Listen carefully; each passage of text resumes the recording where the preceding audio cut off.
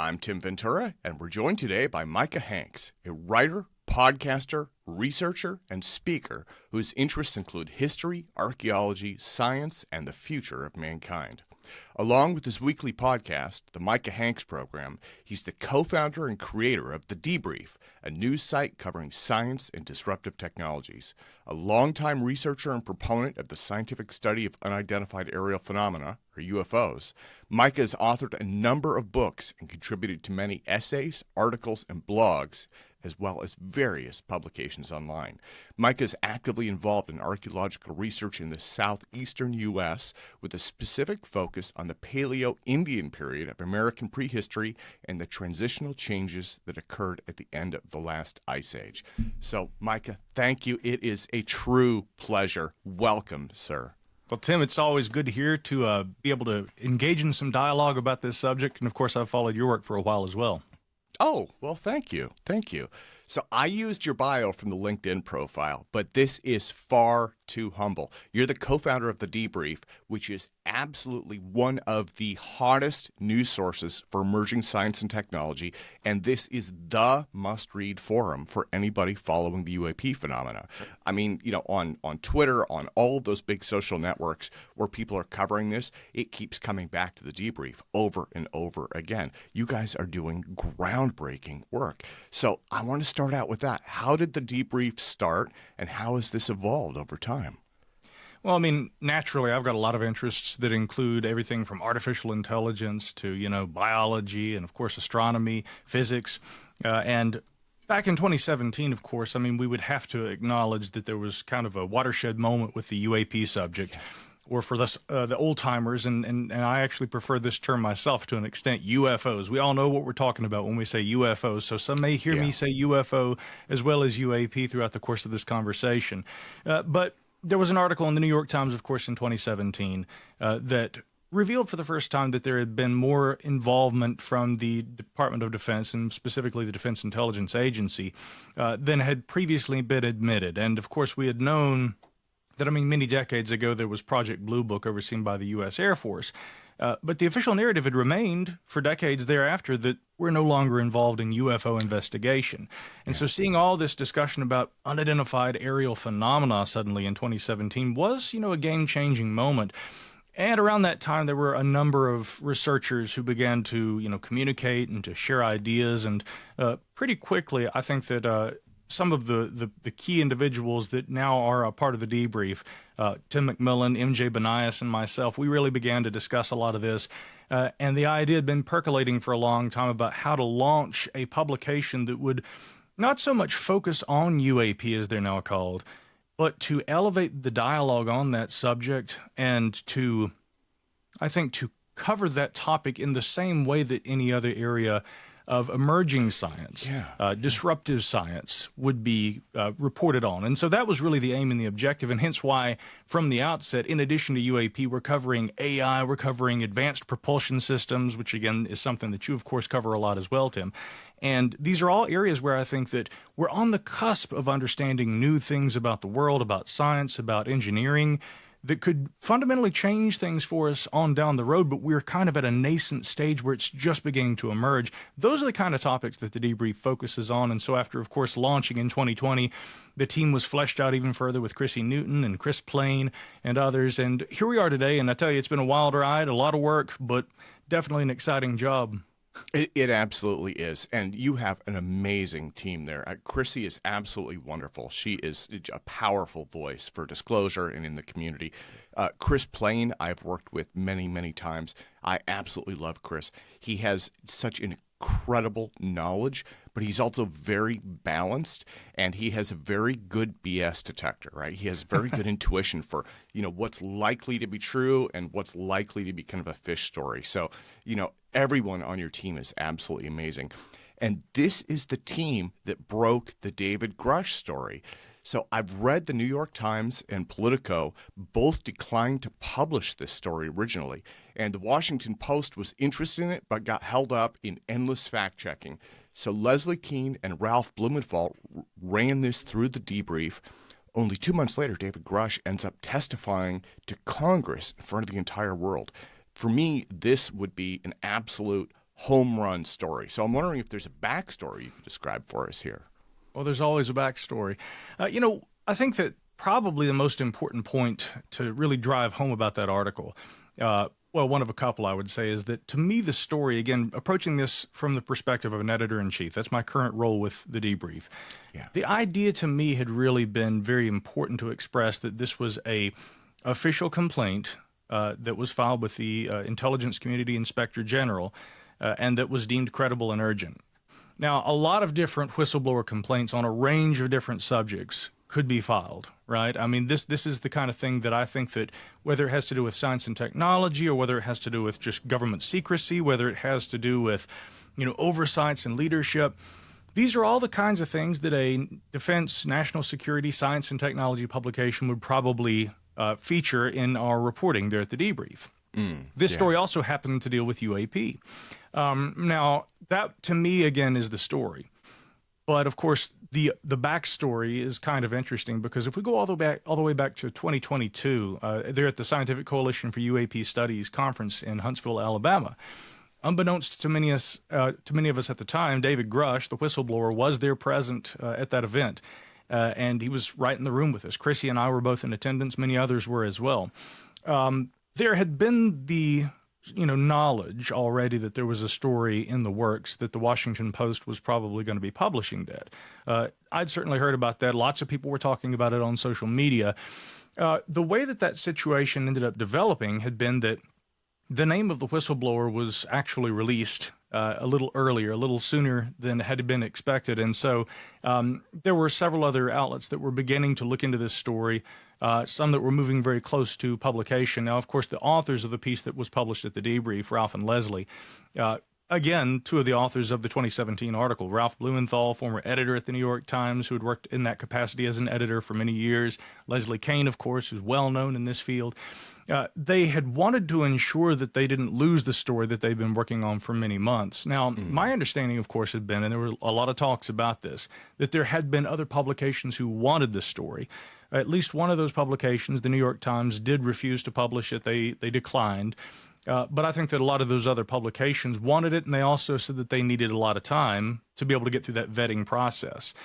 I think it's important also to point out, Tim, that there was some erroneous and I think presumptuous reporting that kind of insinuated that the story was just rushed to publication.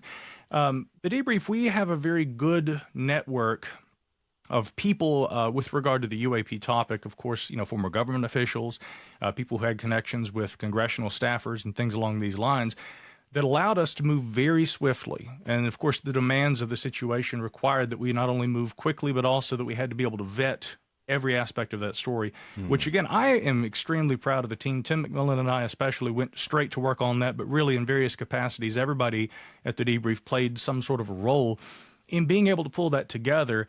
And my feeling at the end of the day had been that there was more than enough information to be able to vet all of those individuals. Of course, the primary whistleblower, the story, of course, again, that I maintain about this being an ICIG complaint that was deemed credible and urgent. The story was all there.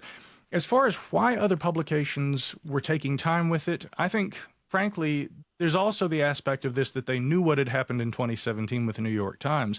And some of these larger papers of record may have been, understandably, a little hesitant to want to become the next big UFO publication. I'll also point to the fact that the New York Times has, taken a pretty marked shift in terms of its tone on this subject in more recent years. So I think that all those factors combined, yes, we were able to get that published. And of course, we were able to thoroughly vet the sources, go through all the information that the authors had provided, but also another important factor, they had been working on this already for months. So by the time that product was brought to us, it was near completion anyhow. So there was, again, that additional layer of refinement that we were able to offer the authors. But once it all went to print, again, I think that story was naturally impactful, probably more so even than I thought it would be. And that dialogue, what emerged from that, again, congressional hearings, we look at all of the different outgrowths of that initial story. I mean, I think it was something that was both historic and will be looked back, whatever the outcome is, as being remembered as a historic development in this field. But also I think that it was a testament to the way that the modern media landscape is changing fundamentally, because although many of those publications declined to report on the story initially, or, had reasons why they wanted to take more time, they wasted no time getting onto the story after it was published. And that dialogue continues to this day. So it's been a very interesting time for us. And again, we're very proud of the way that we were able to help Ralph and Leslie, the authors, get that out. And again, I've got to hand it to them. They did an excellent job with reporting, and they, of course, should be recognized as the first who published that story. Absolutely. Well, the David Grusch story to me seems like it must have been a big risk at the time. But not only has David's credibility remained intact, former Deputy Assistant Secretary of Defense Grusch Mellon just released a signal exchange that to me at least seems to support the general Grusch narrative of recovered UAP. I'm sure that this is something that you followed. I'm not sure if it's come out in the debrief yet or not, but this is kind of one of those emerging things. I think it's only maybe a week or so old. I'm wondering if you have any thoughts on where their story is going, where it could go, and if you anticipate potentially any future scoops on this as you've had in the past. Well, there's always that potential, and naturally we're watching things very closely at the debrief, in addition to all the other areas where we, cover topics in science and technology. I've seen comments that sort of liken us to being a UFO site. We don't think of ourselves like that at all. We are a science and technology and defense publication that reports on UAP when there is something to report, and we try to do that in a very balanced way.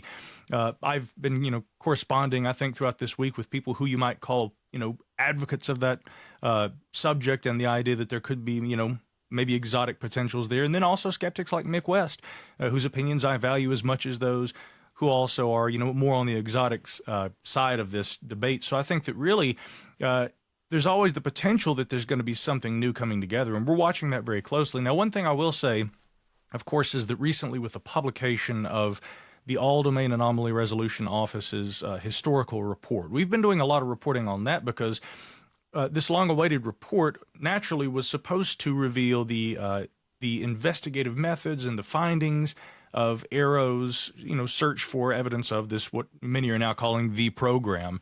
And they said that they found no evidence of that. They said essentially that there were programs that might have produced products and technologies that some, if they weren't briefed on what they were looking at, might have understandably mistaken for being UAP-like technologies. But and I think that the former director, Dr. Sean Kirkpatrick, referred to a self-licking ice cream cone in terms of the individuals in government who for many decades have kind of been, spinning rumors and have essentially informed one another in a ongoing kind of circulatory rumor mill that he says gave rise to the belief in these kinds of programs.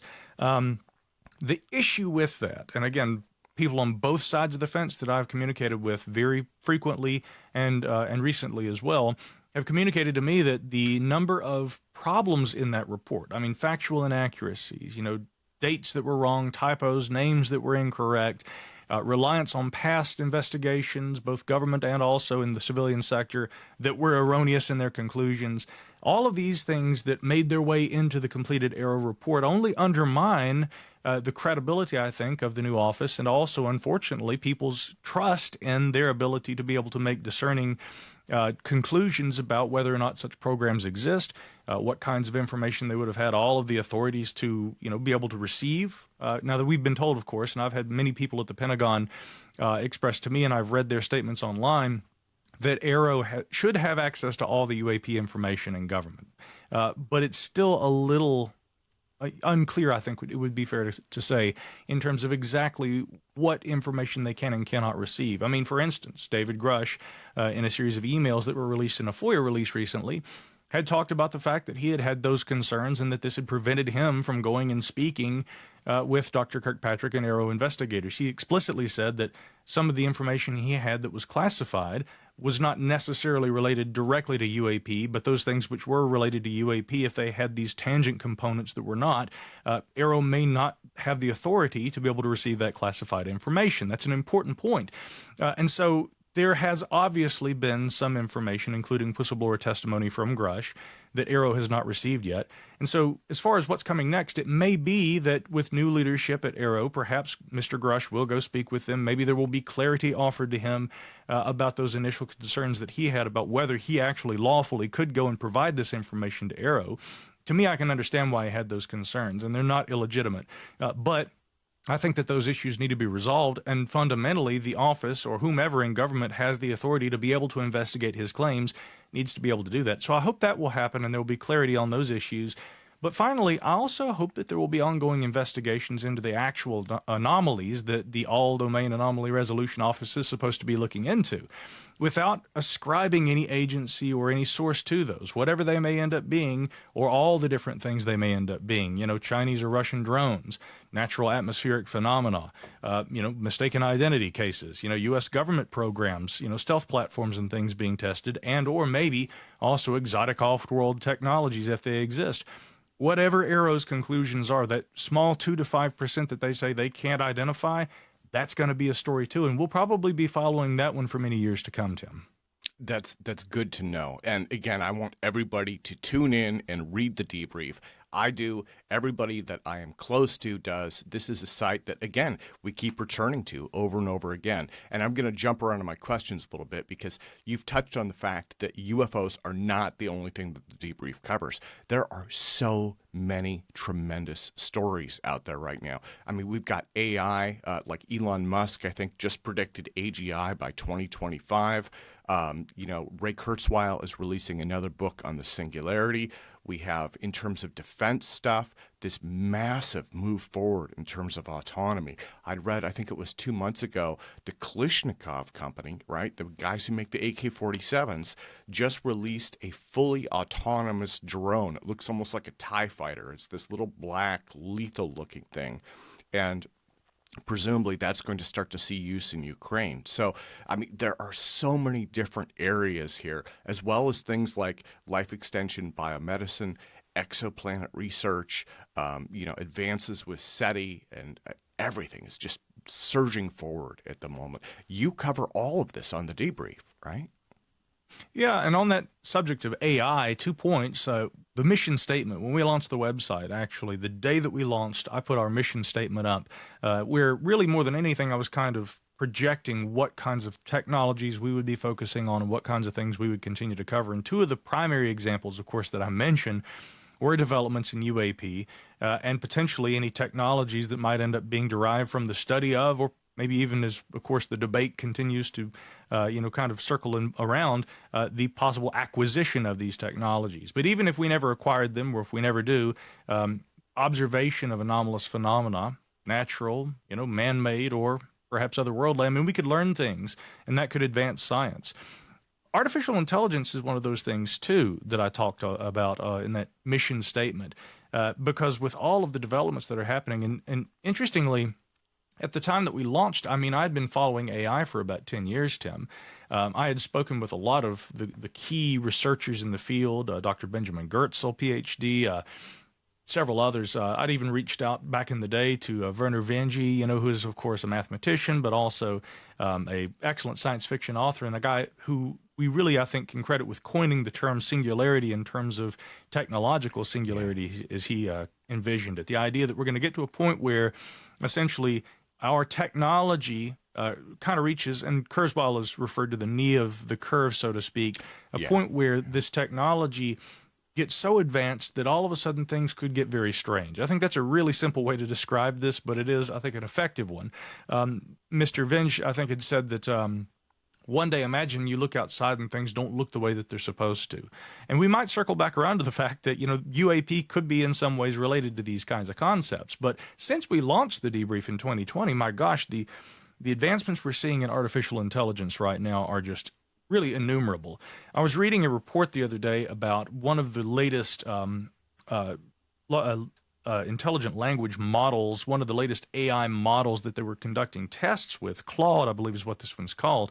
And Claude, they had done a test where they had placed a sentence in like a lengthy PDF, and this one sentence was completely irrelevant. It was about like something like pizza toppings or something like that. And they were going to see if Claude could spot the irrelevant information in the document. And this was merely as a test to gauge the AI's capabilities in terms of its ability to process and understand and what have you.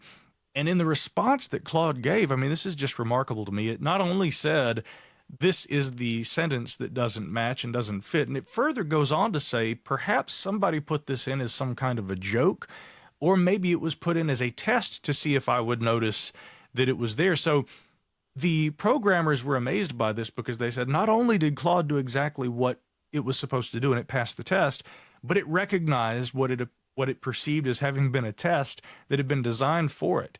Now, that may not seem consequential to everybody, but I mean, in terms of the way the AI is advancing right now, what we're beginning to see, especially with these language-based AI, ChatGPT and others, we're really seeing advances in intelligence where you can sit down, you can have a conversation with these AI. There was another instance that was reported in the New York Times by one of their tech columnists where they were trying to push AI to a point where it would begin to break its protocols and the things that it is supposed to say, its safeguards and what have you. And the conversation takes a turn for the bizarre where the AI essentially begins to profess its undying love to him. And it starts to, behave very much as you might envision a text message exchange between, high schoolers or something along those lines. And I read the entire transcript in addition to the article or the op-ed that he had written about it. And I'm looking at all this thinking, we have machines that are intelligent enough at this point that they can behave like humans, but it's still in the stage of emulation. They aren't really thinking like us and acting like us yet, and maybe that's a good thing. But at what point are they going to begin to do that? Again, with militarization of AI, and that's something that's very much underway right now. I mean, the United States military and other militaries around the world are very steadily integrating these technologies into the weapons systems and the control capabilities here in the U.S. Basically, this is something that's across the joint force. So, how is this going to shape the future of warfare? How is this going to shape the future of human intelligence? Will AI inevitably become something that is a risk for humankind, as Elon Musk and many others have, expressed concerns about? We don't know. We simply don't know. So for me, more than there being a point where, our fundamental understanding of reality in proportion to the amount of technological growth that we're seeing, rather than that being the singularity, to me, the singularity, the black hole, so to speak, is simply this. We can't see beyond that event horizon. We don't know what's going to happen yet.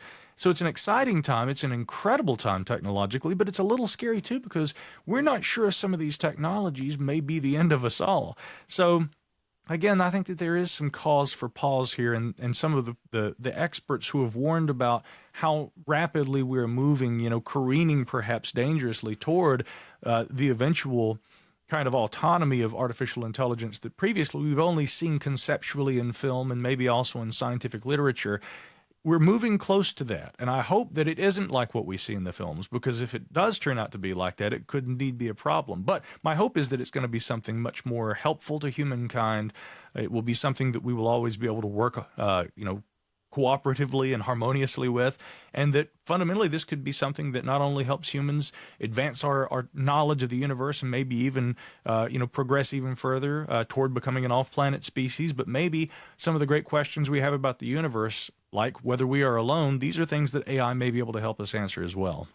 Well, you touched on several giant points there, and the one that got me was when you were describing that spark. And I've seen that a few times myself, and I have read many descriptions of it, right, where people are conversing with ChatGPT or some other tool or testing a new system, and it does those things where it's just a little bit too smart, and there's like that spark of AGI there, and that could be potentially at least part of what Elon Musk is referring to.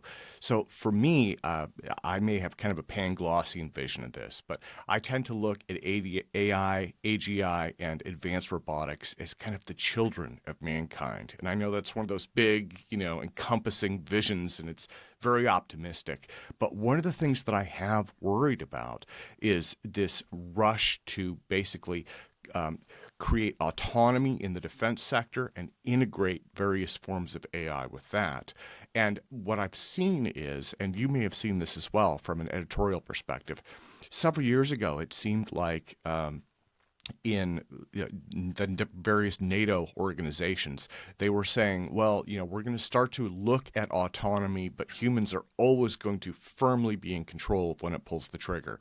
And it seems like that has started to change due to basically pressures from China, Russia, Iran, other nations that might not have those same safeguards. And so one of my concerns is, do you see, I guess, potential threat in terms of not only are we creating this unpredictable spark of intelligence, but we're also arming it, I guess? Absolutely. I mean, absolutely, there is a threat potential. And again, what we have to recognize here is that really getting down to brass tacks here, if it can be done, it will be done. Yeah. You know, that's the unfortunate reality. If you go back and you look at the history of war, awful things have been done in order to be able to advance our knowledge, in order to be able to advance science, in order to be able to gain an advantage over our enemies. Just because we say that we intend to use AI ethically, whether, you know, in military conditions and for military applications, or, you know, in the advancement of science and technology, right? You know, in Silicon Valley and, you know, in the commercial sector even. Just because we say we're going to be ethical with it does not mean that all people who are capable of developing and wielding that technology necessarily will adhere to the same standards.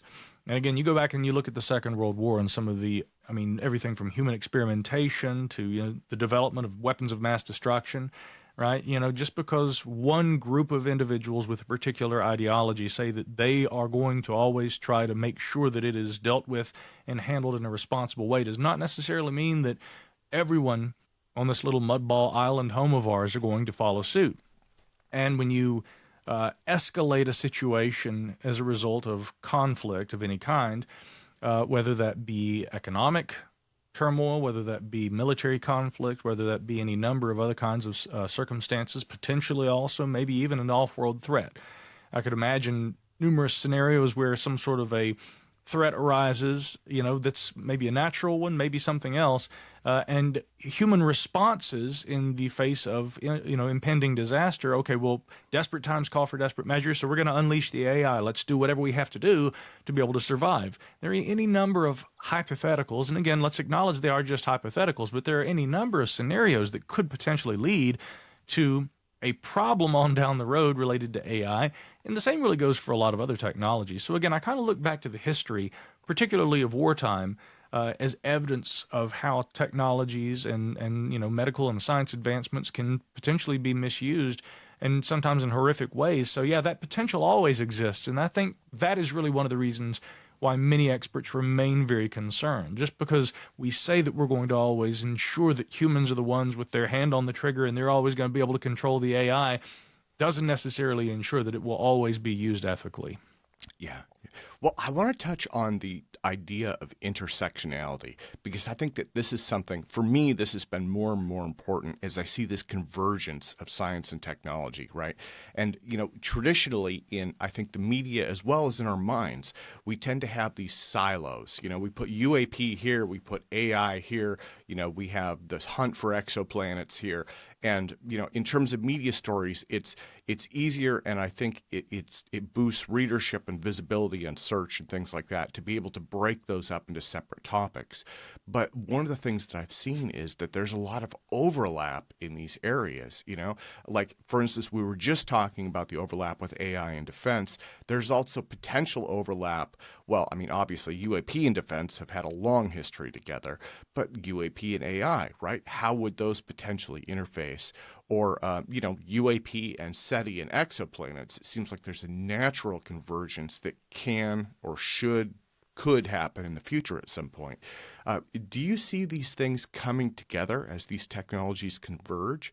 And will that end up, I guess, showing itself in the kind of stories that are being published? Possibly, yeah. You know, I think that one of the problems, for instance, with UAP is that people tend to kind of think of this in terms of, well, we're just talking about the flying saucers. We're just talking about the genuine unknowns. Really, by its very nature, whether you say UFO or UAP, we're talking about unidentified phenomena. And if they're unidentified, that means we don't know what they are, okay? Yeah. Which means that they potentially could be a number of things. And in truth, probably that blanket term that we use for these, UAP, generally entails what are likely to be several different kinds of phenomena. Go back to the ODNI report that the Office of the Director of National Intelligence published in 2021 based on the findings of the UAP Task Force, the predecessor to AARO. And they were saying, look, you know, we've got several different categories, and then there's this other category, these things that we just don't know what they are. So look at all the different overlaps that emerge from those different things. Okay, natural plasmas and atmospheric phenomena. Well, that's something that we could certainly be studying, whether it be in atmospheric science or meteorology or in physics, right? Or in astronomy. There's the possibility of surveillance with very advanced drone capabilities. Okay, well, that's a science and technology and engineering question right there. And certainly there's going to be overlap with drones, with military capabilities, emergent new technologies, capabilities like hypersonics and things along these lines, anti-satellite weaponry, or just in truth orbital technologies that are increasingly becoming not only in use by many nations, but also moving toward militarization. You see, all these things could potentially be overlap areas for the study of UAP, and already are, really, for those of us who are deeply looking into this. I spend probably more time reading defense publications about emergent technologies and capabilities and technologies that are being developed by defense contractors and aerospace companies. Spend more time studying that these days than I do the good old-fashioned UFO cases, which I guess is just the maturing that naturally has to happen if you're going to look at this subject seriously. I'd love to just be able to sit around and read UFO books all day, Tim, but you got to really understand all of the things that these phenomena could be, which requires studying science, technology, engineering, military, defense, intelligence, all these things. So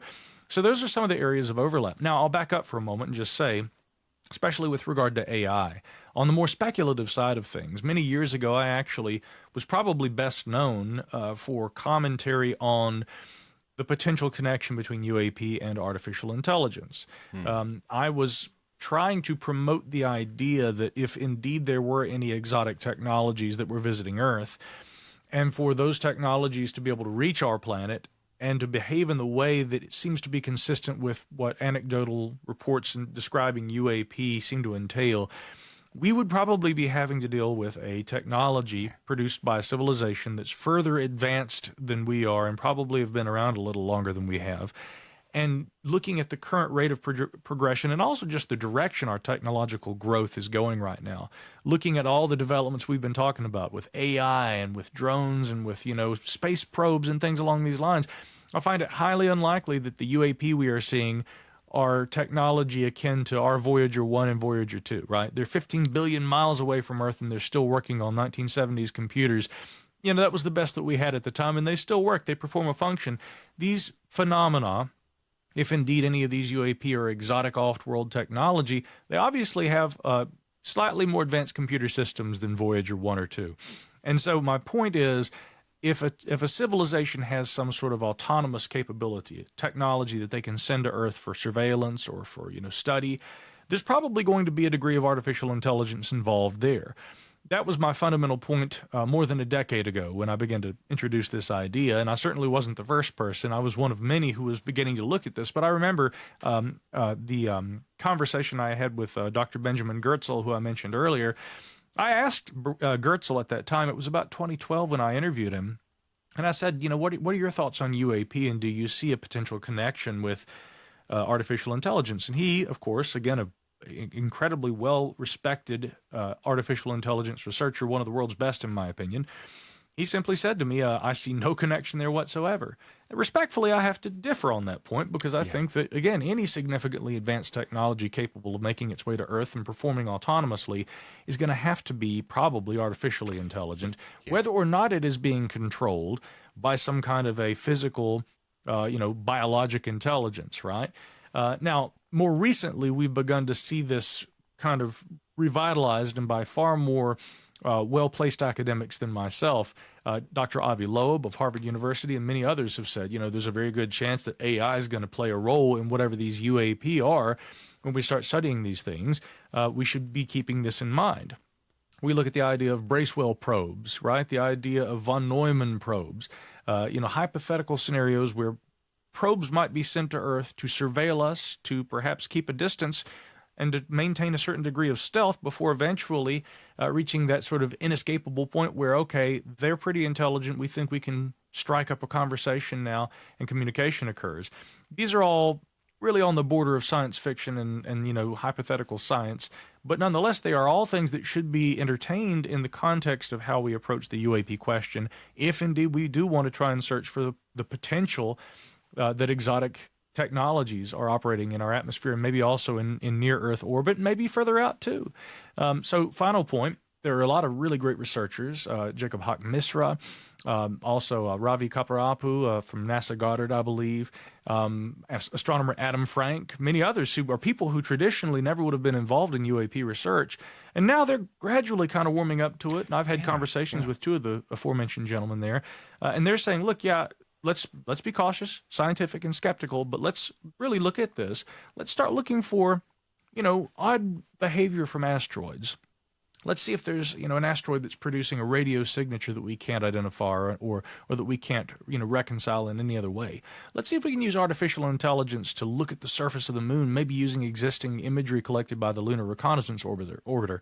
And let's see if we can spot, patterns that point to possible technologies or mechanisms or things, whether or not they are currently operating. What if there was a derelict probe that crash landed into the moon long, long ago, but we go up there and we find it? Right? We may be able to find it right now with existing imagery with the help of machine learning. So again, artificial intelligence, whether or not it is a part of the technology or the phenomena we're studying, and I would have to imagine if it is what many think it is, then AI is going to be involved. But we could be using AI right now also possibly to help us tease out details and find out what it is, or find other things that may point to the existence of life elsewhere. Amazing, amazing. Well, so again, that's one type of intersectionality and conversion. The other type that I want to touch on, equally amazing. Not only are you co-founder at the Debrief, you are also the conference moderator at the upcoming Scientific Coalition for UAP Studies event. I am going to that one. I stumbled across that. I visit the website periodically. I joined the SCU last year because they are probably the best scientific research organization out there. I just absolutely love the work that they do, the balance and the scientific rigor and just the careful nature of everything that they're involved in. So I visited the site and I saw, oh, there's a conference coming up. Just signed up like that. This one is going to be a joint conference. I believe it is something like, May 27th through June 2nd. I hope I have those dates right. People can learn more at explorescu.org, and I'm going to put a link into that as well as links into your material in the show notes. But I want to ask about this upcoming conference moderation. How did you get involved with this, and how are you feeling about this upcoming event? Well, naturally, I'm feeling great about the event. It was a bit of a late-stage development that I ended up stepping in to moderate. We've got a lot of great, talented people there with SCU. And in the past, of course, moderation has been maintained either by Rich Hoffman or my colleague Alejandro Rojas or somebody else. And they just asked me to step in essentially to help out with that this year. And there will probably be others also who will be helping behind the scenes too. So really what it comes down to for me is, if there's something I can be doing to advance the efforts of a scientific organization like SCU, I'm going to do that. Now, I'm not a professional scientist. I like to think of myself as a science-minded avocationalist, maybe a citizen scientist, and I've been involved in a lot of citizen science projects, still am currently, and some of my work with SCU is in that kind of line of research as well. But in this context, again, really I kind of keep my journalist hat on, and I'm working as a person who is interviewing people, and I'm a fact finder, managing teams and things along those lines. All those kind of things are really more what I would be doing in this capacity, where we're going to have this incredible event, all these excellent speakers. There are going to be a lot of Q&As, and people naturally in attendance are going to have questions and things along those lines. So as a moderator, I'll hope to be able to, help field those questions from people and communicate that to audiences and from audiences to our speakers and panelists, and just help ensure that this, what I'm certain will be an incredible event, runs as smoothly as possible. Now, I know that they run very smoothly and that they are well worth attending, and everybody should, if it's in their ability to be able to attend this event, they should consider either being there in person or signing up and attending online, because in 2022, again, my colleague Chrissy Newton and I, we were both representing the Debrief there at the 2022 event that SCU put on there in Huntsville, Alabama. It ended up being, I think, the event to remember. I mean, again, David Grusch was there. But we also had the former director of the UAP task force who was there, many others too. And I think that's often going to be looked back at as a sort of who's who kind of an event where there were so many people, so many minds, so much synergy, and so much information being shared. And again, all aimed at one thing, really trying to apply science toward any of these aerial phenomena that we want to try and hone a better understanding of. So again, I'm just very happy to play a part in that. Any part, if there's a call, if they need me, I'm always happy to do that, Tim. It's amazing, amazing. Well, Micah, let me thank you so much for your time today. I mean, this has been a jaunt through so many different amazing topics, and we have truly touched on some of the biggest forces that are driving our time, definitely driving our news cycle forward. So again, thank you so much for your time. I want to close by asking, what is coming up for yourself and the debrief? Do you expect any big movement in the UAP story in the near future? And again, I want to remind everybody to at least take a look at explorescu.org and definitely take a look at the debrief if they haven't in the recent past. So how are we doing with that? Well, there's always going to be a lot going on. And of course, right now I'm following up on some aerospace research, we'll say, that may be tangentially related to UAP in a variety of ways. And because, again, another element, I think, of UAP study involves, secret technological developments, many of them military, things along those lines. The debrief has had the pleasure of being able to communicate with, some true legends in that area of research, like Nick Cook and others, Brett Tingley, who now works with space.com, who I maintain, contact with almost on a daily basis. He lives right here in the same region where I am. And so there's always this group of minds that are looking at these questions, and you can rest assured there'll be plenty of that at the debrief in the days ahead.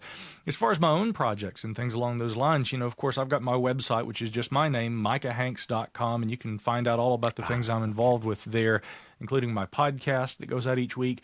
And there's a citizen science project I launched earlier this year called the UAP Sightings Reporting System, which is available at uapsightings.org. And again, this is simply a online resource. It's freely available. Anyone can use it. You can report your UAP sightings, and then the information is archived in a database and also geolocated on a map. This is a public resource so that people who want to learn about UAP or who think they've seen one and want to share their sightings can make that available. And yeah, there are plenty of sites and organizations that do similar things, but in my view, in the furtherance of advancing our science on this subject, we need to get all hands on deck. And so, in assistance to SCU and longtime organizations who have been doing this kind of thing and collecting sightings reports and building databases, I'm just throwing in my hat too, and trying to aid in the collection of that data, because one day this data may be very useful for us. So anyway, that's a little about what I'm up to, and you can always follow all this stuff over at thedebrief.org as well. Wonderful. Micah, again, let me thank you so much for your time today, sir. The pleasure's mine, and thank you, Tim. I look forward to doing this again sometime.